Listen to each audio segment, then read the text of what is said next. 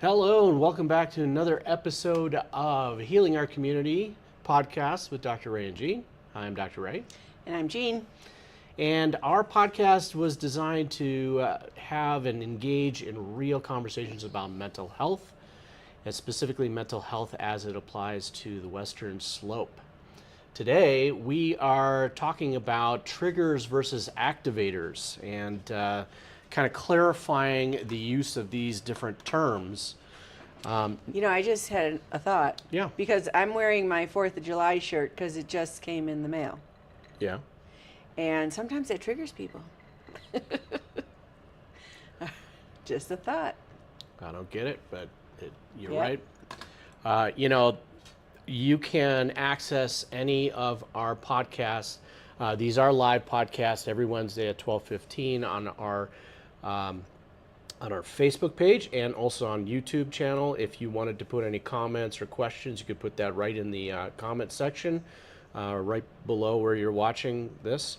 And you can also watch past episodes on our website, kbhcenter.org.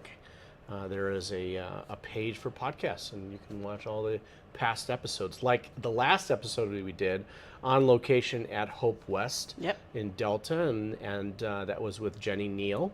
It was very, very informative. If you guys don't know about hospice and the great things that they do here, and specifically how mental health is addressed, please check out that episode. Today we are talking about triggers versus activators.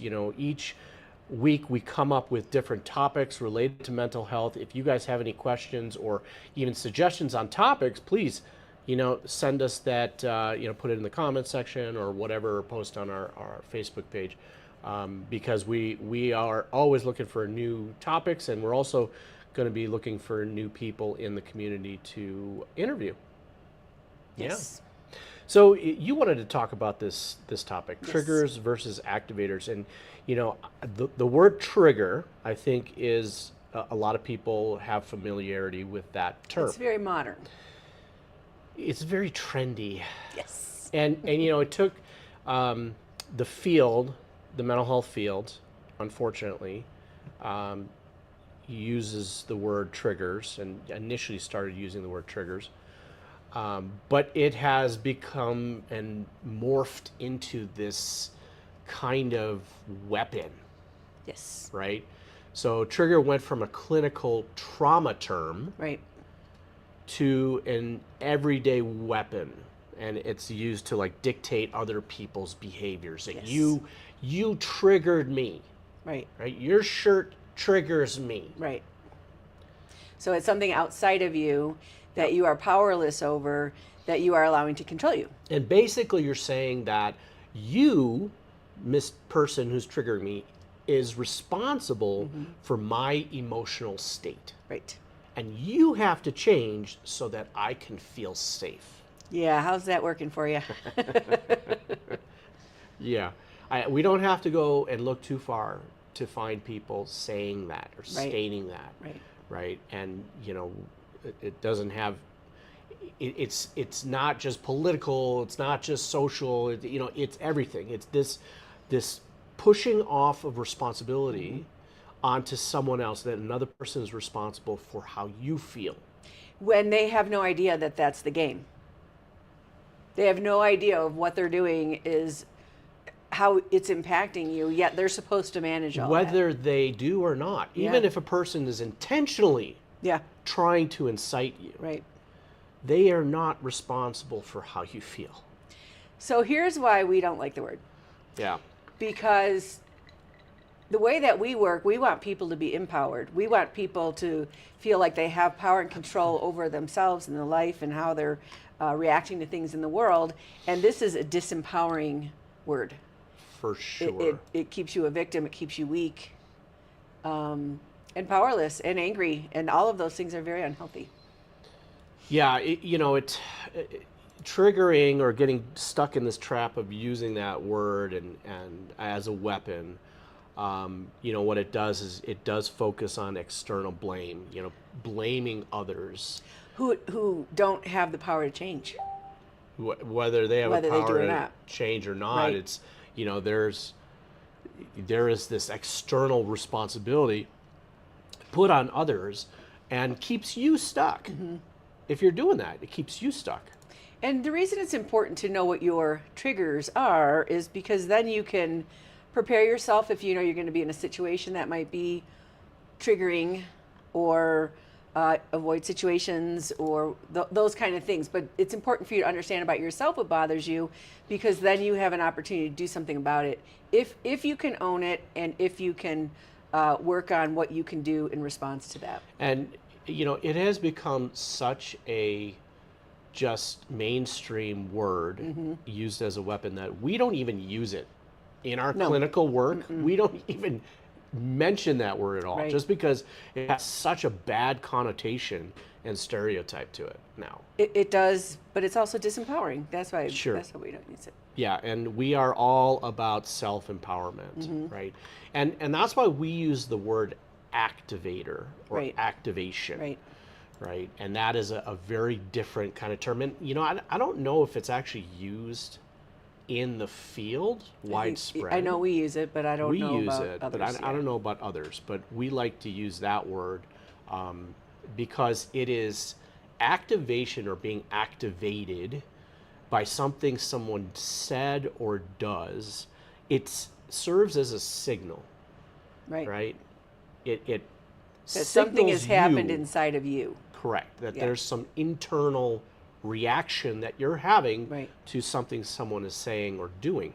Now, what's the difference there, right? The difference is that saying the word trigger, or you're triggering me, now I am focused externally. I'm focused on other people and their behaviors.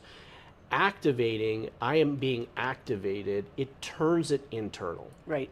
right? The focus is now on me. Right. Like, why? And then the questions that are going to come about that Right. What can I do? is, How do I why? get myself safe? Yeah.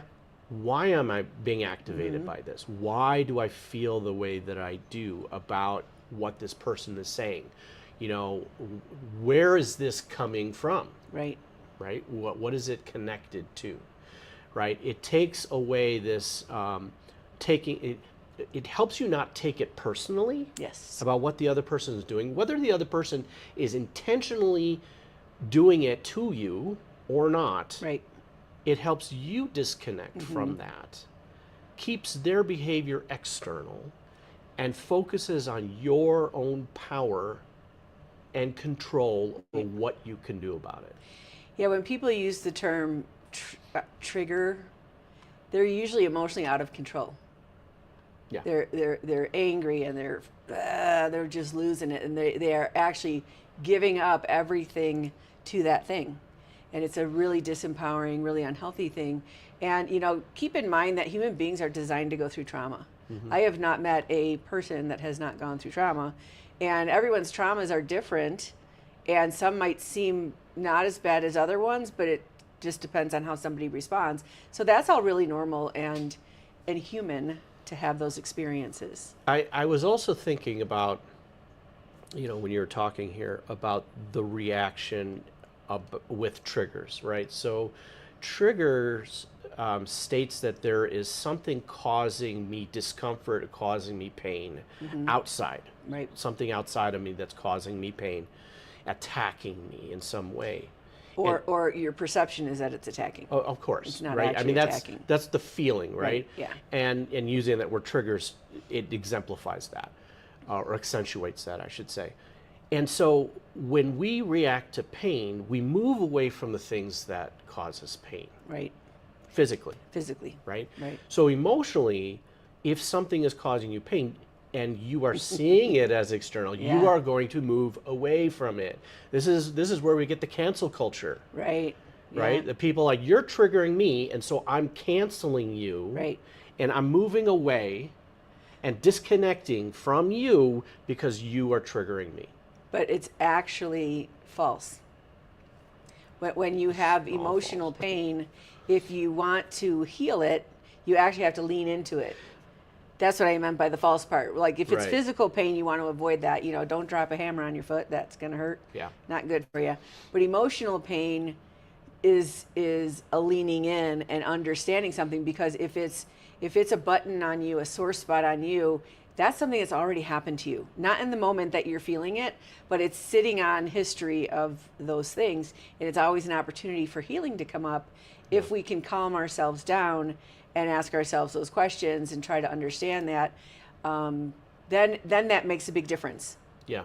But if we move away from it and do cancel culture, we actually make ourselves more unhealthy mentally and emotionally. Right. Yeah. I'm thinking about phobias. If you have a phobia of something, you're not going to solve the problem by moving away from it. No. Or limiting yourself or removing yourself from the phobia. It's flooding therapy. Right. That is actually is it's a real thing. The treatment for a phobia is to completely flood yourself with what you're scared of or you have a phobia of. So, like people who eat the potato chip off a toilet seat, that one's gross. Right. But if they have a fear of germs, that's because then your body has an opportunity to respond to that in a calmer way, and you break that pairing you have with this false belief that somehow you should avoid something that really isn't a threat. So if using the word trigger and seeing other people as triggering causes you to move away from them and to disconnect and cancel them because you don't want to be triggered by them anymore, the word activating or I'm being activated, it causes you to have questions, to bring up questions, to understand more about what is going on within you. And it can open up a dialogue to understand why this person is saying that and how it's affecting you.